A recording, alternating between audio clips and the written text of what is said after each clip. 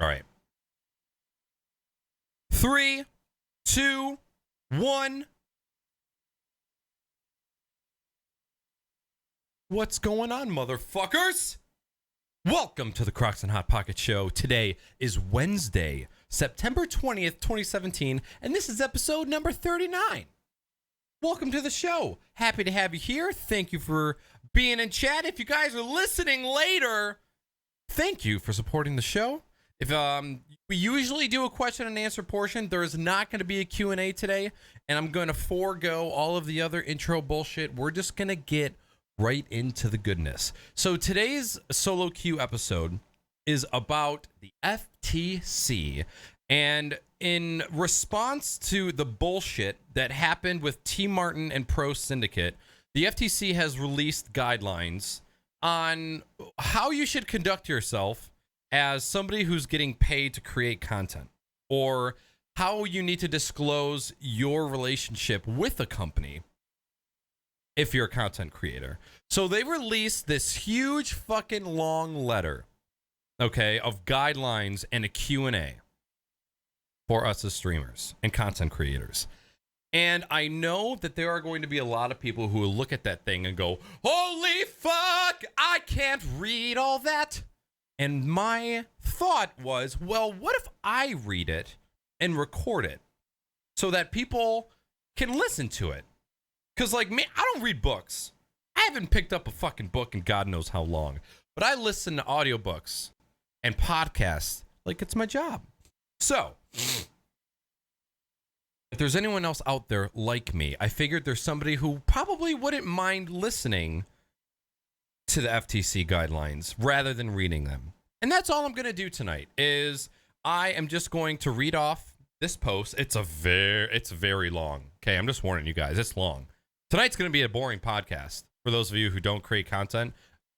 But for those of you that do, or for those of you that may want to get into streaming or creating videos on YouTube, this is all stuff that is very important, because people making a living off of content creation like Twitch or YouTube or all that jazz, this is a very new career. It's fresh, and all of the kinks haven't been worked out, and there's laws that haven't been invented yet that are supposed to be protecting not only the streamer but the consumer. Everything is so goddamn new, and we just have to be careful. So the point of doing the show is to educate the people listening in case they want to get into this, and you as a consumer of the material that we're putting out, it's good for you to be in the know as well. You know, we've got people that are signing contracts with esports organizations, and then they end up not getting paid, and there's no fucking restitution. It's like there's kids that are losing out on thousands and thousands of dollars that was promised to them, and there's nothing that can be done. So it's a little dangerous. So what I'm going to do is I'm just going to read off this super long fucking thing. That's all I'm going to do. I'm just going to read. All right. And let's just get into it. What I'll do is I'm going to break this up by table of contents. So I'll read the title, and then there's going to be a little paragraph, or I'm sorry, there's 5 paragraphs of a message from the FTC.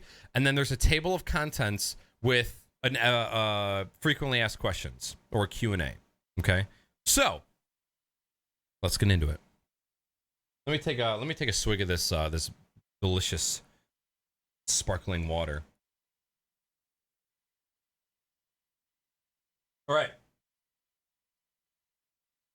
The FTC's endorsement guides. What people are asking. Answers to questions people are asking about the FTC's endorsement guides, including information about disclosing material connections between advertisers and endorsers. Suppose you meet someone who tells you about a great new product. She tells you it performs wonderfully and offers fantastic new features that nobody else has. Would that recommendation factor into your decision to buy the product? Probably. Now, suppose the person works for the company that sells the product, or has been paid by the company to tout the product. Would you want to know that when you're evaluating the endorser's glowing recommendation? You bet.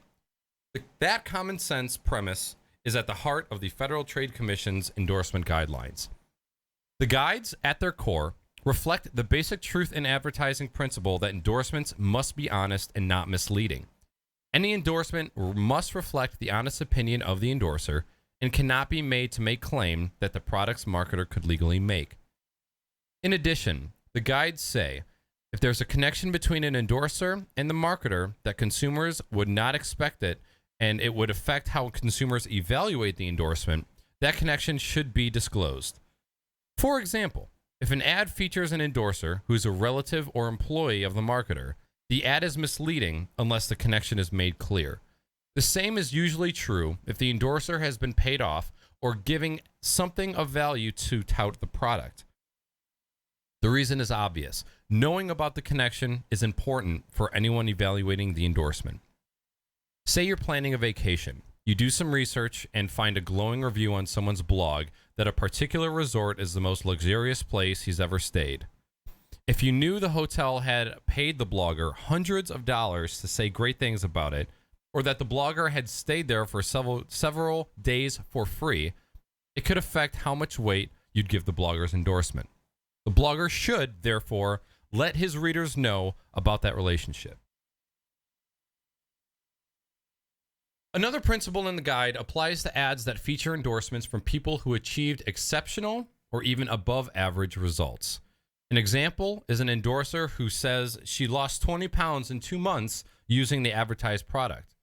If the advertiser doesn't have proof that the endorser's experience represents what people will generally achieve using the product as described in the ad, for example, just by taking a pill for 2 months, then an ad featuring that endorser must make it clear to the audience what the general expected results are. Here are a few of our most frequently asked questions from advertisers, ad agencies, bloggers, and others. So this is the table of contents for all of the frequently asked questions. So what I'll do is I'm going to read through the table of contents so you guys can kind of get a judge of what questions or what group of questions are going to interest you the most. And then, towards the end, there's a couple ones that more so skew towards owning a company or, on a larger scale. So those might not be things that you're interested in, but table of contents are as follows. When does the FTC Act apply to endorsements? Product placements. Endorsements by individuals on social networking sites. How should I disclose that I was given something for my endorsement? Other things for endorsers to know. Social media contests. Online review programs. Soliciting endorsements. What are an advertiser's responsibilities for what they say in social media? What about intermediaries? What about affiliate or network marketing? Expert endorsers making claims outside of traditional advertisements. Employee endorsements. Using testimonials that don't reflect the typical consumer experience. Okay, so the very first table of contents about the endorsement guides. Excuse me.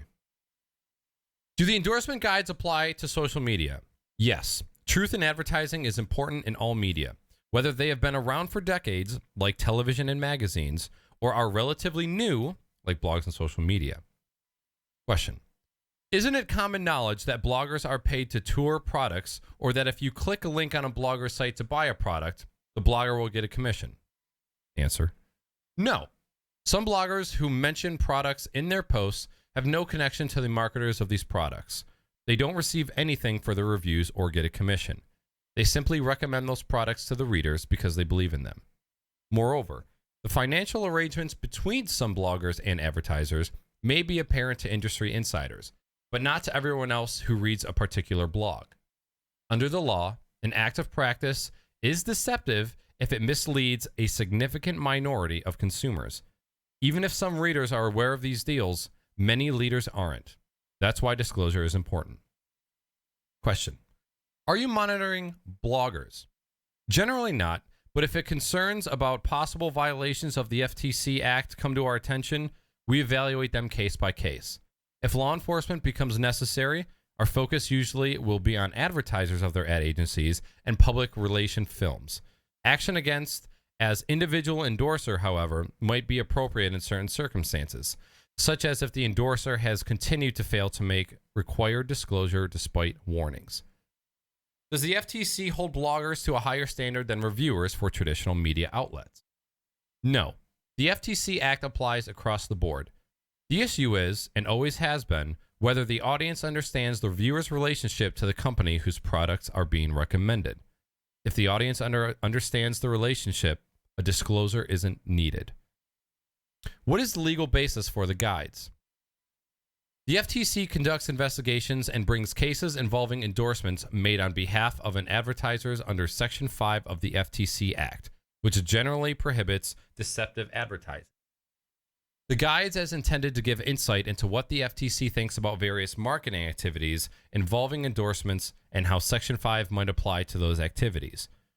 The guides themselves don't have any force of law.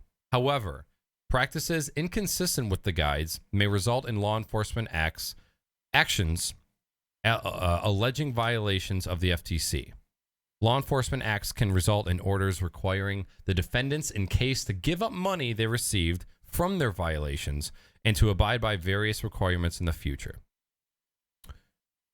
Next topic. When does the FTC apply to endorsements? Question. I'm a blogger. I've heard that every time I mention a product on my blog, I have to say whether I got it for free or paid for it by myself. Is that true? No. If you mention a product you paid for yourself, there isn't an issue. Nor is it an issue if you get the product for free because a store is giving out free samples to its customers. The FTC is only concerned about endorsements that are made on behalf of a sponsoring advertiser. For example, an endorsement would be covered by the FTC Act if an advertiser or someone working for an advertiser pays you or gives you something of value to mention a product. If you receive free product or other perks, with the exception that you'll promote or discuss the advertiser's products in your blog, you're covered. Bloggers who are a part of the networking marketing programs where they sign up to... Hold on. Fuck that sentence up. Bloggers who are a part of network marketing programs where they sign up to receive free product samples in exchange for writing about them are also covered. What if all I get from a company is a $1 off coupon as entry in a sweepstakes or a contest, or a product that is only worth a few dollars? Does that still have to be disclosed? The question you need to ask is whether knowing about that gift or incentive would affect the weight or credibility your readers give to your recommendations. If it could, then it should be disclosed. For example, being entered into a sweepstakes or a contest for a chance to win $1,000 in exchange for an endorsement could very well affect how people view that endorsement. Determining whether a small gift would affect the weight or credibility of an endorsement could be difficult. It's always safer to disclose the information. Even an incentive with no financial value might affect your credibility of an endorsement and would need to be disclosed. The guides give the example of a restaurant patron being offered the opportunity to appear in television advertising before giving his opinion about a product. Because the chance to appear in a TV ad could sway what somebody says, that incentive should be disclosed. My company makes a donation to a charity anytime someone reviews our product. Do we need to make a disclosure? Some people might be inclined to leave a positive review in an effort to earn more money for charity. The overarching principle remains. If readers of the reviews would evaluate them differently, knowing that they were motivated and part of charitable donations, there should be disclosure. What if I upload a YouTube video that shows me reviewing several products? Should I disclose that I got them from an advertiser? Yes. The guidance for videos is the same as websites or blogs. What if I return the product after I review it? Should I still make a disclosure? That might depend on the product and how long you're allowed to use it. For example, if you get a free use of a car for a month, we recommend disclosure even though you have to return it. But even for less valuable products, it's best to be open and transparent with your viewers. I have a website that reviews local restaurants. It's clear when a restaurant pays for an ad on my website, but do I have to disclose which restaurants give me free meals? If you get free meals, you should let your readers know that they can factor that in when they read your reviews. There's a part about a restaurant. I'm just going to skip that. Here's the next one. I have a YouTube channel that focuses on hunting, camping, and the outdoors. Sometimes I'll do a product review. Knife manufacturers know how much I love knives, so they send me knives as free gifts, hoping that I will review them. I'm under no obligation to talk about any knife, and getting the knives as gifts really doesn't affect my judgment. Do I need to disclose when I'm talking about a knife I got for free?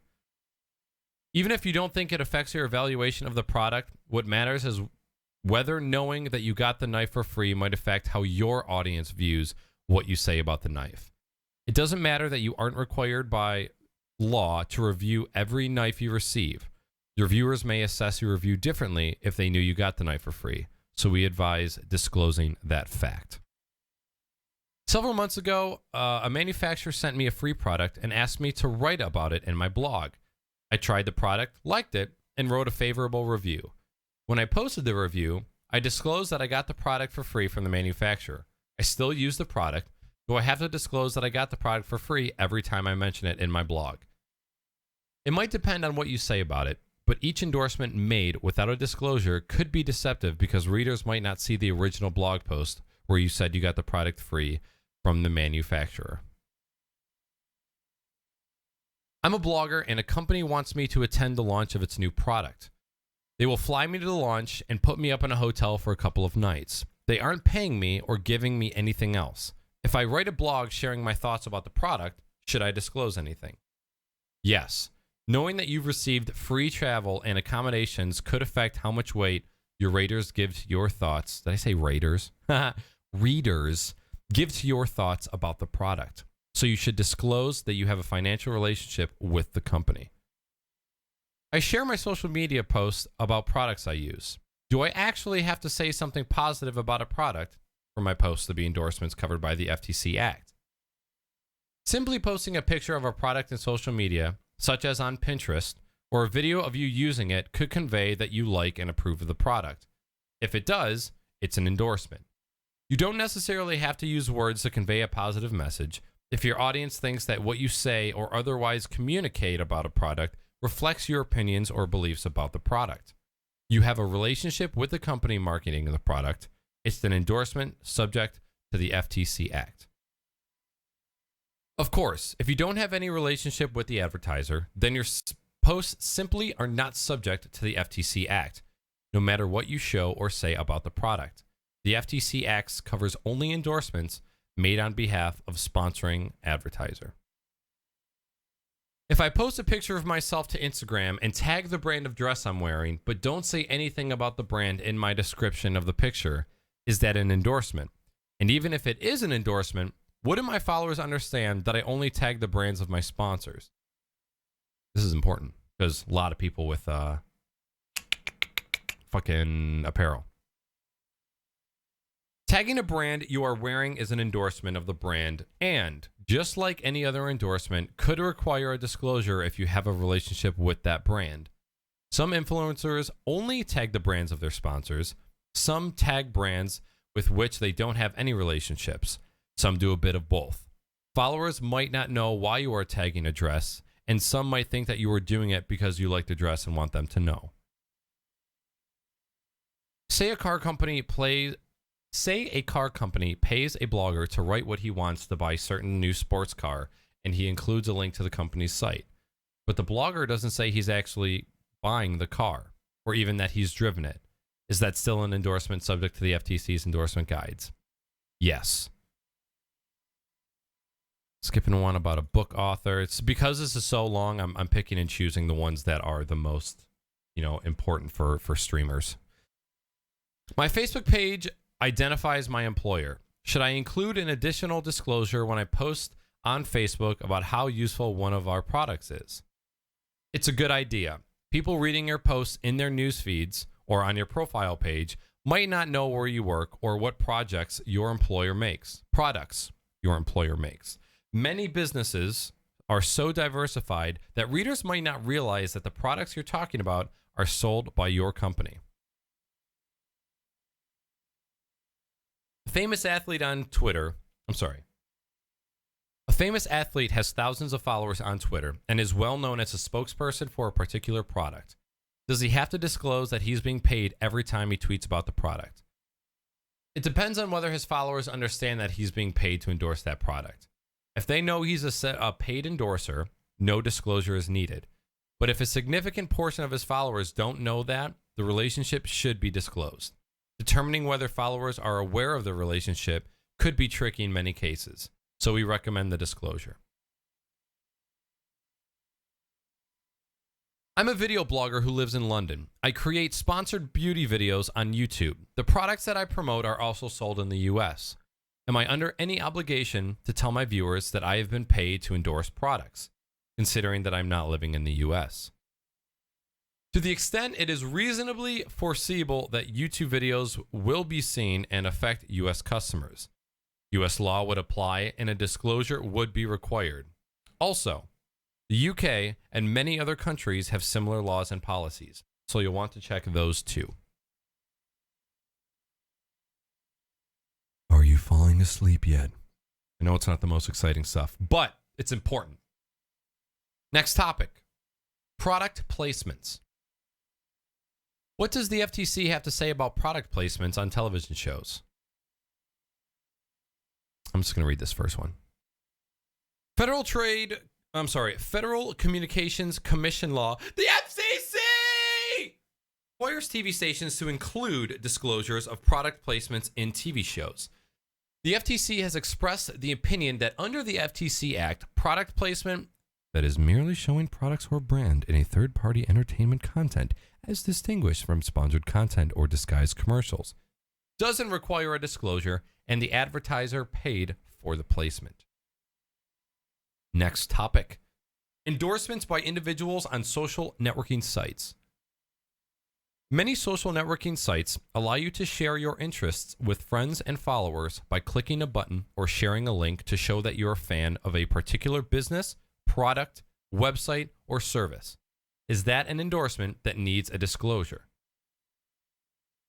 Many people enjoy sharing their fondness for a particular product or service with their social networks. If you write about how much you like something you bought on your own and you are not being rewarded, you don't have to worry. However, if you're doing it as a part of a sponsored campaign or you're being compensated, for example, getting a discount on a future purchase or being entered into sweepstakes for a significant prize, then a disclosure is appropriate. I'm an avid social media user who often gets rewards for participating in online campaigns on behalf of brands. Is it okay for me to click a like button, pin a picture, or share a link to a show that I'm a fan of a particular business, product, website, or service as a part of a campaign? Using these features to endorse a company's products or services as part of a sponsored brand campaign probably requires a disclosure. We realize that some platforms, like Facebook's like buttons, what fucking world are we living in? We have like buttons that are in official FTC guidelines. What the fuck? We realize that some platforms, like Facebook's like buttons, don't allow you to make a disclosure. Advertisers shouldn't encourage endorsements using features that don't allow for clear and conspicuous disclosures. Whether the commission may take action would depend on the overall impression, including whether consumers take likes to be material in their decision to patronize a business or buy a product. However, an advertiser buying fake likes is very different from an advertiser offering incentives for likes from actual consumers. If likes are from non-existent people or people who have no experience using the product or service, they are clearly deceptive, and both the purchaser and the seller of the fake likes could face endorsement action. I posted a review of a service on a website. Now the marketer has taken my review and changed it in a way that I think is misleading. Am I liable for that? What can I do? No, you aren't liable for the changes the marketer made to your review. You could, and probably should, complain to the marketer and ask them to stop using your altered review. You could also file complaints with the FTC, your local consumer protection organization, and the Better Business Bureau. Next topic. How should I disclose that I was given something for my endorsement? Oh, this is very fucking important. Is there a special wording I have to use in order to make a disclosure? #ad. No, The point is to get, let me say that the hashtag ad that was a Naaackers included comment that wasn't in here. Okay. Hashtag. No, the point is to give readers the essential information. A simple disclosure like, Company X gave me this product to try, will usually be effective. Do I have to hire a lawyer to help me write a disclosure? No. What matters is effective communication. A disclosure like, Company X gave me name of product and I think it's great, gives your readers the information they need. Or at the start of a short video, you might say, the products I'm going to use in this video were given to me by their manufacturers. That gives necessary heads up to your viewers. Do I need to list the details of everything I get from a company for reviewing a product? No. What matters is whether the information would have an effect on the weight readers would give your review. So whether you got a $100 or $1,000, you could simply say that you were paid. That wouldn't be good enough, however, if you are an employee or a co-owner. And if it's something so small that it would not affect the weight readers would give you a review, you may not need to disclose anything. When should I say more than I got a product for free? It depends on whether you got something else from the company. Saying you got a product for free suggests that you didn't get anything else. For example, if an app developer gave you their 99-cent app for free if you review it, that information might not have much effect on the weight that readers give to your review. But if the app developer also gave you $100, knowledge of that payment would have a much greater effect on credibility of your review. So, a disclosure that simply said you got the app for free wouldn't be good enough. But as discussed before, you don't have to disclose exactly how much you were paid. Similarly, if a company gave you a $50 gift card to give away to one of your readers and a second $50 gift card to keep for yourself, it wouldn't be good enough only to say that the company gave you a gift card to give away. I'm doing a review of a video game that hasn't been released yet. The manufacturer is paying me to try the game and review it. I was planning on disclosing that the manufacturer gave me a sneak peek of the game. Isn't that enough to put people on notice for my relationship to the manufacturer? No, it's not. Getting an early access doesn't mean that you got paid. Getting a sneak peek of the game doesn't mean that you get to keep the game. If you get early access, you can say that. But if you get the game and you are paid, you should say so. With a single disclosure on my homepage that many of the products I discuss on this site are provided to me free by their manufacturers be enough? A single disclosure on your homepage doesn't really do it because people visiting your site might read individual reviews or watch individual videos without seeing the disclosure on your homepage. If I upload a video to YouTube and that requires a disclosure, can I just put the disclosure in the description that I upload together with the video? No. Because consumers can easily miss disclosures in the video description, many people might watch the video without even seeing the description page. And those who do might not read the disclosure. The disclosure has the most chance of being clear and prominent if it's included in the video itself. That's not to say that you shouldn't have disclosures in both the video and the description. What about a disclosure in the description of an Instagram post? Ooh. When people view Instagram streams on most smartphones, descriptions more than 4 lines long are truncated and only with only the first 3 lines displayed. To see the rest, you have to click more. If an Instagram post makes an endorsement through the picture or the first 3 lines of the description, any required disclosure should be presented without having to click more.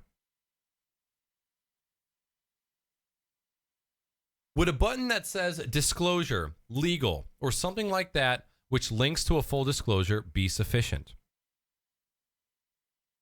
No. A hyperlink like that isn't likely to be sufficient.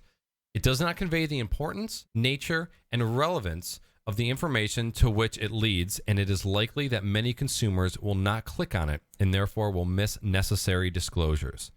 The disclosures we are talking about are brief, and there is no space related to use a hyperlink to provide access to them. The social media platform I use has a built-in feature that allows me to disclose paid endorsements. Is it sufficient for me to rely on that tool? Not necessarily.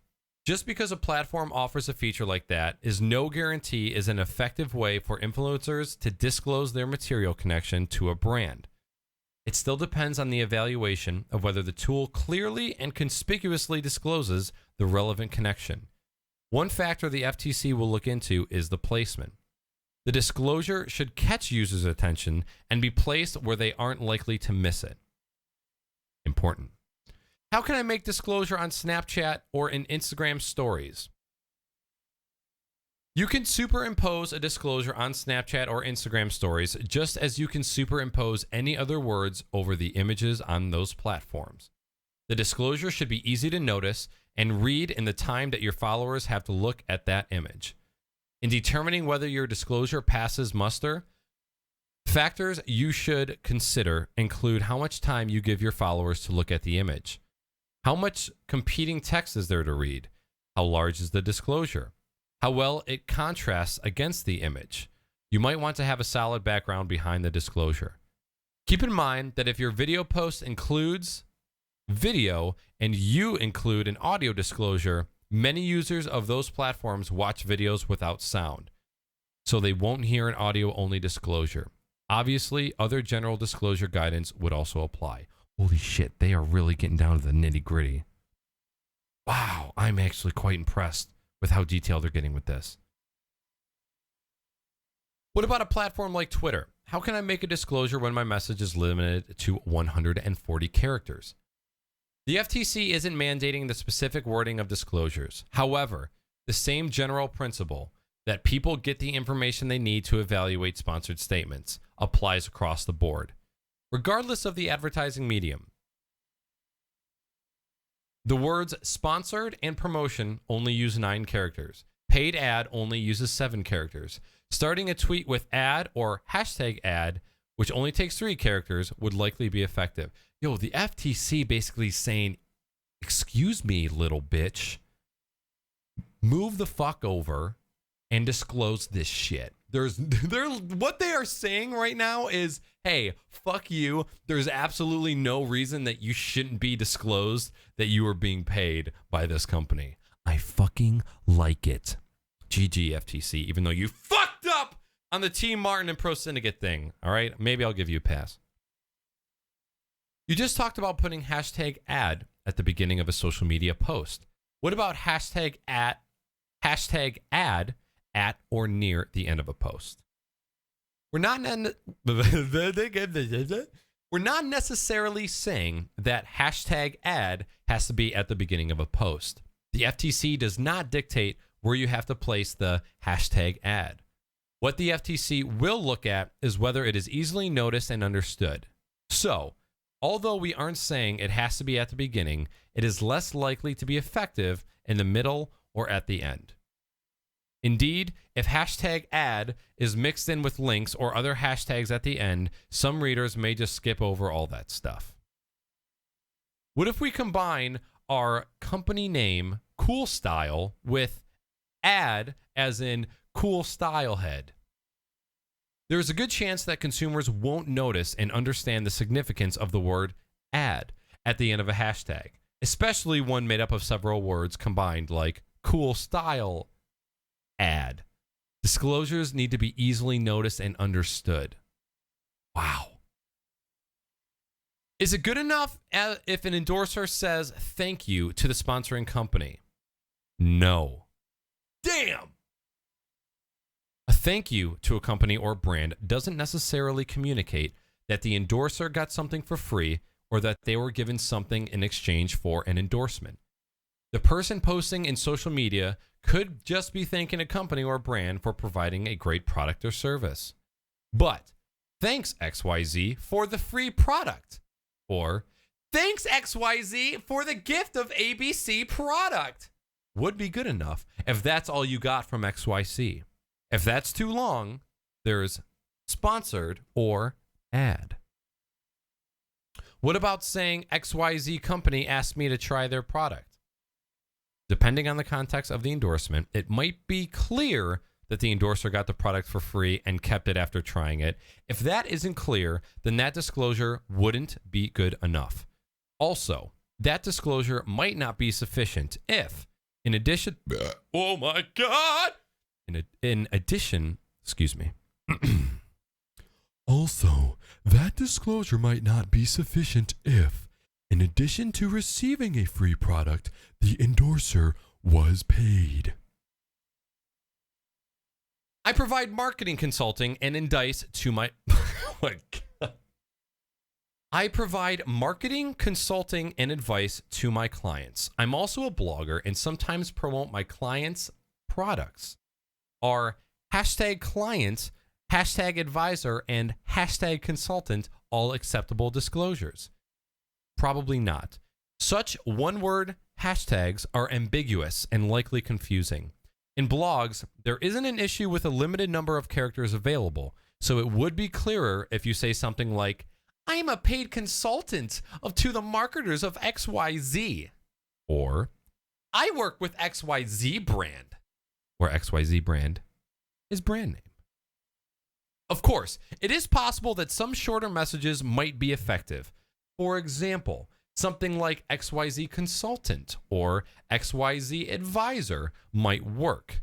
But even if a disclosure like that is clearer, no disclosure is effective if consumers don't see it and read it.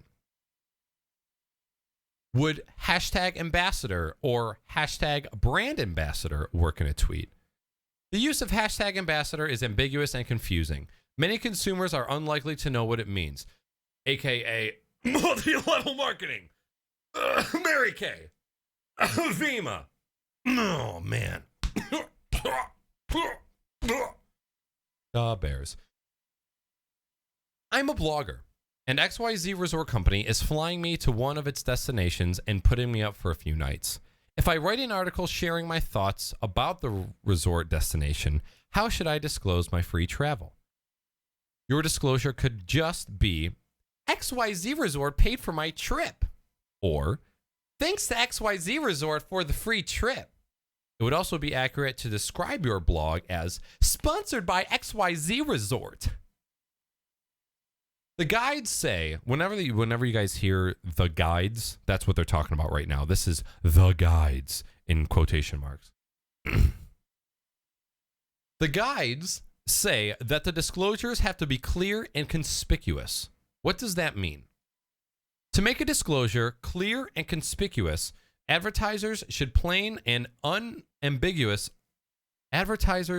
use plain and unambiguous language and make the disclosure stand out. Consumers should be able to notice a disclosure easily. They should not have to look for it. In general, disclosures should be close to the claims to which they relate, in a font that is easily read, in a shade that stands out against the background, for video ads on the screen long enough to be noticed, read, and understood. For audio disclosures, read at a cadence that is easy for consumers to follow and in words consumers will understand. Where in my blog should I disclose that my review is sponsored by a marketer? I've seen some say it at the top and others at the bottom. Does it matter? Yes, it matters. A disclosure should be placed where it easily catches consumers' attention and is difficult to miss. At the top. Excuse me. Seltzer water. I've been paid to endorse a product in social media. My posts, video, and tweets will be in Spanish. In what language should I disclose that I've been paid for the promotion? The connection between an endorser and a marketer should be disclosed in whatever language or languages the endorsement is made. So your disclosures should be in Spanish. I guess I need to make a disclosure that I've gotten paid for a video review that I'm uploading to YouTube. Where in the review should I make the disclosure? Is it okay if it's at the end? It's more likely that a disclosure at the end of a video will be missed, especially if someone doesn't watch the whole thing. Having it at the beginning of the review should be better. Having multiple disclosures during the video would be even better. Of course, no one should promote a link to your review that bypasses the beginning of the video and skips over the disclosure. If YouTube has been enabled to run ads during your video, a disclosure that is obscured by ads is not clear and conspicuous. I'm getting paid to do a video game playthrough and give commentary while I'm playing. The playthrough, which will last several hours, will be live streamed. Would a disclosure at the beginning of the stream be okay? Since viewers can tune in at any time, they could easily miss a disclosure at the beginning of the stream or at any other single point in the stream. If there are multiple periodic disclosures throughout the stream, people are likely to see them no matter when they tune in. To be cautious, you could have a continuous, clear, and conspicuous disclosure throughout the entire stream. Next topic. Other things for endorsers to know. Besides disclosing my relationship with the company whose product I'm endorsing, what are the essential things I need to know about my endorsements? The most important principles in that endorsement has to represent the accurate experience and opinion of the endorser. The most important principle is that the endorsement has to represent the accurate experience and opinion of the endorser. You can't talk about your experience with the product if you haven't tried it. If you were paid to try a product and you thought it was terrible, you can't say it's terrific. You can't make claims about a product that would require proof the advertiser doesn't have. The guides have the example of a blogger commissioned by an advertiser to review a new body lotion. Lube! He used it for lube! Although the advertiser doesn't make any claims about the lotion's ability to get him off, to cure skin conditions, and the blogger does not ask the advertiser whether it is substantiation for the claim, she writes that the lotion cures eczema. The blogger is subject to liability for making claims without having reasonable basis for the claims. Whew! All right. Let me see. The last couple topics are social media contests, online review programs, soliciting endorsements, what are an advertiser's responsibilities for what others say in social media, and a couple others. So I'm going to pick and choose here. Social media contests. This one's important. My company runs contests and sweepstakes in social media. To enter, participants have to send a tweet or make a pin with the hashtag XYZ rocks. Isn't that enough to notify readers that the posts were incentivized? No. It is likely that many readers would not understand such a hashtag to mean that those posts were made as a part of a contest or that the video doing the posting had received something of value. In this case, a chance to win the contest prize. Making the word contest or sweepstakes parts of the hashtag should be enough. However, the word sweeps probably isn't, because it is likely that people would not understand what that means. Playing for keeps, playing for sweeps, swipe or no sweeping. Okay, so these online review programs, both of these comments start with my company runs a retail website, and then my company XYZ operates. I'm just going to read this second one that says, my company XYZ operates one of the most popular multi-channel networks on YouTube.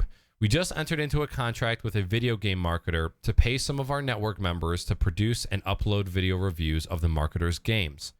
We're going to have these reviewers announce at the beginning of each video, before the action starts, that it is sponsored by XYZ, and also have a prominent simultaneous disclosure on the screen saying that the same thing. Is that good enough? Many consumers would think that XYZ is a neutral third party and won't realize from your disclosures that the review was really sponsored and paid for by the video game marketer, which has a strong interest in positive reviews. If the disclosure said, sponsored by name of company, that would be good enough. So the next topic is soliciting endorsements, which is kind of more so like if you are the advertisement company that's reaching out to find people to endorse your product. I don't know how relevant that's going to be to you guys. I mean, this is still all very important. So, I mean, if you are higher up on the ladder, or you own a company, or you're involved in advertising, these are the parts that you should probably go back and read. But I don't want to overstay my welcome, live and reading this off. And this is important. I'm going to read this one because I think this one's important, because this actually involves what I'm doing right now. What about affiliate or network marketing? I'm an affiliate marketer with links to an online retailer on my website. When people read what I've written about a particular product and then click on those links and buy something from the retailer, I earn commission from the retailer. What do I have to disclose? Where should the disclosure be? If you disclose your relationship to the retailer clearly and conspicuously on your site, readers can decide how much weight to give your endorsement. In some instances, like when the affiliate link is embedded in your product review, a single disclosure may be adequate. When the review has a clear and conspicuous disclosure of your relationship, and the reader can see both the review containing that disclosure and the link at the same time, readers have the information that they need. You could say something like, I get commissions for purchases made through links in this post. But if the product review containing the disclosure and the link are separated, readers may not see the connection. As for where to place the disclosure, the guiding principle is that it has to be clear and conspicuous. The closer it is to your recommendation, the better. Putting disclosures in obscure places, for example, buried on an About Us or General Info page behind a poorly labeled hyperlink or in a terms of service agreement, isn't good enough. Neither is placing it below your review or below the link to an online retailer, so readers would have to keep scrolling after they finish reading. Consumers should be able to notice the disclosure easily. They shouldn't have to hunt for it. Is affiliate link by itself an adequate disclosure? What about a buy now button? Consumers might not understand that affiliate link means that the person placing the link is getting paid for purchases through the link. Similarly, a buy now button would not be adequate. What if I'm including links to product marketers or a retailer as a convenience to my readers, but I'm not getting paid for them? Then there isn't anything to disclose. Important. Does this guidance about affiliate links apply to links in my product reviews on someone else's websites, to my users' comments, and to my tweets? Yes, the same guidance applies anytime you endorse a product and get paid through affiliate links. It's clear that what's on my website is a paid advertisement, not my own endorsement or review of the product. Do I still have to disclose that I get a commission if people click through my website to buy the product? If it's clear that what's on your site is a paid advertisement, you don't have to make additional disclosures. Just remember that what's clear to you may not be clear to everyone visiting your site, and the FTC evaluates ads from the perspective of reasonable consumers. All right, and the final points, which I'm going to skip over again because it involves stuff that's a little bit over my head as far as where I'm at, within Twitch. Expert endorsements making claims outside of traditional advertisements. Employee endorsements. Using testimonials that don't reflect the typical consumer experience. And that is it. So at the very end, it says, where can I find out more? The guides offer more than 35 examples involving various endorsement scenarios. Questions? Send them to endorsements@ftc.gov. We may address them in future FAQs. And that is the end of the FTC article titled The FTC's Endorsement Guides, What People Are Asking. So what I'm going to do is I'm going to link this in chat in case you guys want to save it and bookmark it and give it I actually highly encourage you to bookmark it so that if you ever have questions about this down the road, you check this webpage. There's going to be addendums, there's going to be updates, there's going to be changes, and it's very important for anybody to read this. And so that is the official ending of the reading. The one thing that I'm going to do now is, since this has been a reality, the FTC has sent out 22 warning letters to companies or endorsers that have misrepresented their relationship with companies and have already gotten warning letters. So the FTC is already making moves at warning people who are not disclosing what they're supposed to be doing. So I'm just going to read the example of this letter so you guys can kind of get an idea of what it's about and what it says. But again, that was the end of the reading for the FTC article. And I threw it in chat, and I'm also going to throw it on the show notes that will be uploaded to YouTube and the podcast blog post. So this letter is from the FTC, and it says, "Dear Influencer, the Federal Trade Commission is the nation's consumer protection agency. As a part of our consumer protection mission, we work to educate marketers about their responsibilities under truth in advertising laws and standards, including the FTC's endorsement guides. I am writing regarding your attached Instagram post endorsing product or service. You posted a picture of, description of picture. You wrote, quotation from Instagram post. The FTC's endorsement guides states that if there is a material connection between an endorser and the marketer of a product, in other words, a connection that might affect the weight or credibility that consumers give the endorsement, that connection should be clearly and conspicuously disclosed unless the connection is already clear from the context of the communication containing the endorsement. Material connections could consist of a business or family relationship, monetary payment, or the provision of free products to the endorser. The endorsement guides apply to marketers and endorsers. If there is a material connection between you and said marketer, that connection should be clearly and conspicuously disclosed in your endorsements. Or it appears that you have a business relationship with marketer. Your material connection to that company should be clearly and conspicuously disclosed in your endorsements. To make a disclosure both clear and conspicuous, you should use ambiguous language and make the disclosure stand out. Consumers should be able to notice the disclosure easily and not have to look for it. For example, consumers viewing posts in their Instagram streams on mobile devices typically see only the first 3 lines of a longer post unless they click more, and many consumers may not click more. Therefore, you should disclose any material connection above the More button. In addition, where there are multiple tags, hashtags, or links, readers may just skip over them, especially where they appear at the end of a blog post. If you are endorsing the products or services of any marketers with whom you have a material connection, you may want to review an enclosed FTC staff publication, the FTC Endorsement Guides, What People Are Asking. I'm also enclosing a copy of the endorsement guides themselves. Both documents are available online at business.ftc.gov.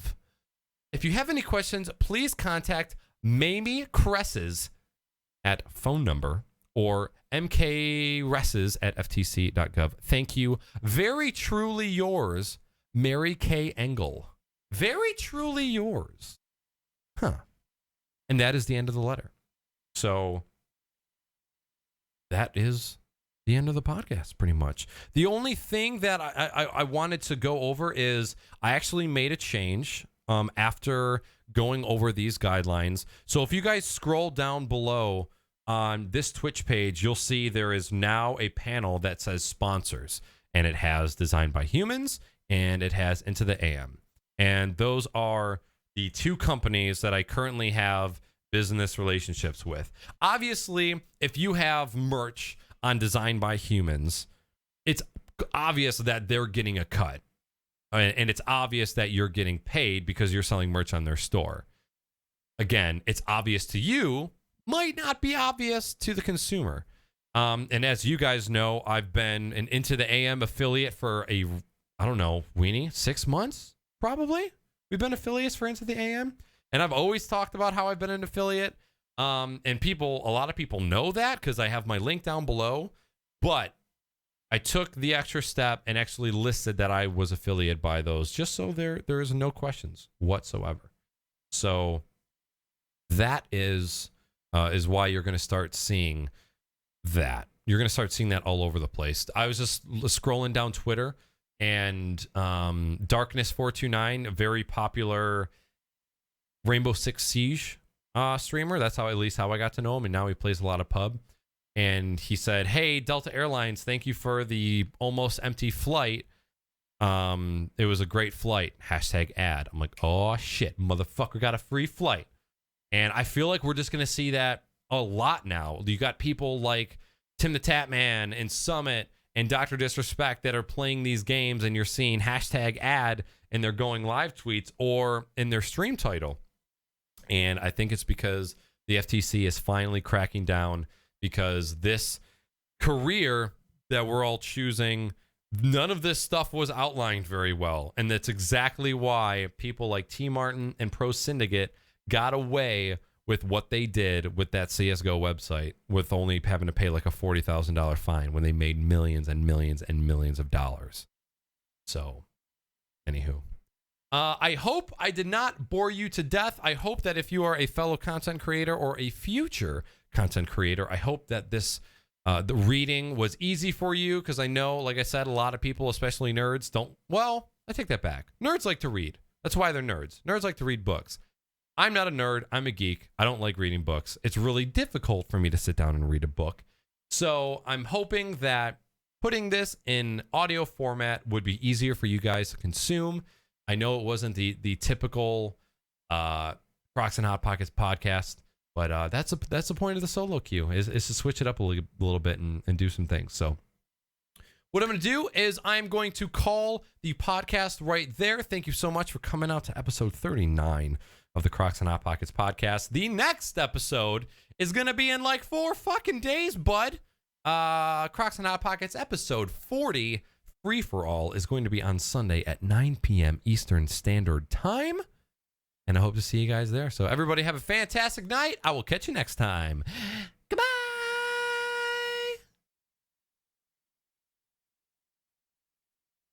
Yo, and now we're going to play some fucking Rocket League.